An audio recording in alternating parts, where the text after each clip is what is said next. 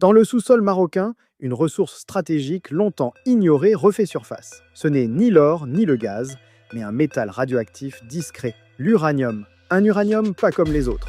Un uranium caché dans les gisements de phosphate. Le Maroc possède plus de 70% des réserves mondiales de phosphate. Ce que peu de gens savent, c'est que ce phosphate contient aussi de l'uranium. Pas extrait directement comme au Niger ou au Kazakhstan, mais récupéré comme sous-produit. Et les quantités sont impressionnantes, près de 10 000 tonnes disponibles. Pour Rabat, c'est une opportunité stratégique.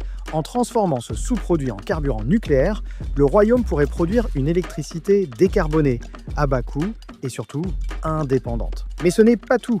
Cette électricité pourrait servir à alimenter les gigantesques stations de dessalement en construction sur les côtes. Dans un pays frappé par la sécheresse, l'équation est simple. Du phosphate, de l'uranium, de l'électricité, de l'eau potable. Le processus a déjà commencé. À El Jadida, la société Uranex va lancer la première unité de production de Yellow Cake, ce concentré d'uranium utilisé dans les centrales nucléaires. Objectif, être prêt avant 2030. Lorsque le Maroc prévoit la construction de ses premières centrales. Le moteur du projet, c'est la recherche locale.